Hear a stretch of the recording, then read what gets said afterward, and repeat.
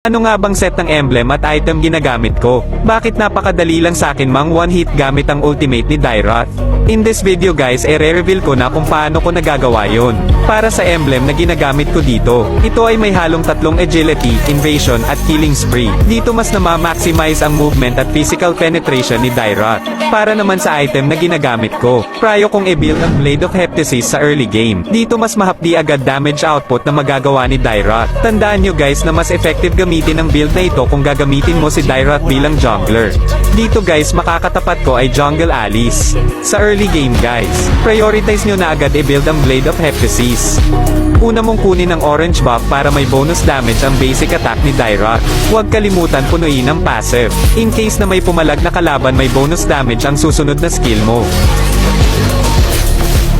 Focus lang sa gold at objectives hanggang hindi nyo pa nabubuo ang Blade of Heptasis. Dahil maagang dumalaw sa gold lane namin yung Alice dito nag-invade naman ako sa orange buff niya. Dahil na-delay sa level yung Alice nakuha namin yung first turtle. Kapag nakalamang na tayo ng gold sa core ng kalaban, dito uumpisahan na natin na tayo naman maging aggressive. Nabigyan natin dito yung Sicilion at nabuild na natin ang Blade of Heptasis. Dito guys kayang-kaya na natin i-burst kahit sino sa mga kalaban. Dito guys akala ng Alice kayang-kaya niya sustain damage ng Dairoth ko.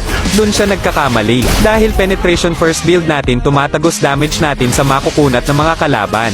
Dumalaw naman ako ng gold lane dito para bigyan itong Sicilion. Kaso nakita ko na naman tong si Alice kaya pinauwi ko muna ulit ng base. Sunod natin tong Sicilion guys ayaw pang umuwi.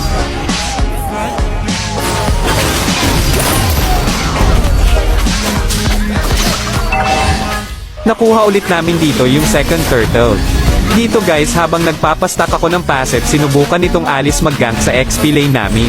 Sakto naman puno ang passive ko dito guys kaya madali na lang natin silang mabibigyan.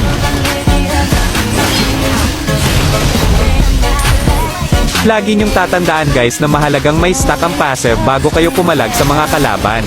Sa ganung paraan guys enhanced ang mga susunod na gagamitin yung skill ni Dairoth.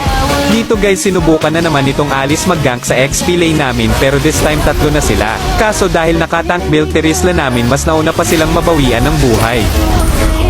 Inulit pa talaga nung tatlo guys walang kadala-dala. Kaya mauubos natin sila dito at ito mga susunod na mangyayari. Para guys, para makakuha ng skin, punta lang kayo sa portal ko.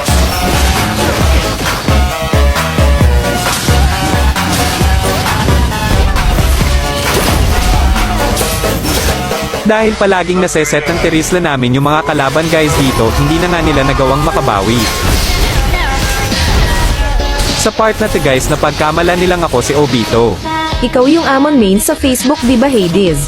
Para sa mga hindi nakakaalam guys, kapitbahay ko lang yan si Obito at siya ang nagturo sa akin gumawa ng content.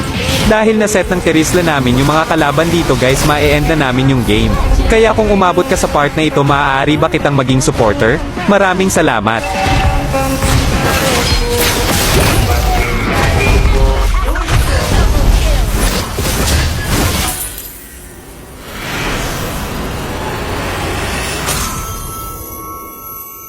Victory!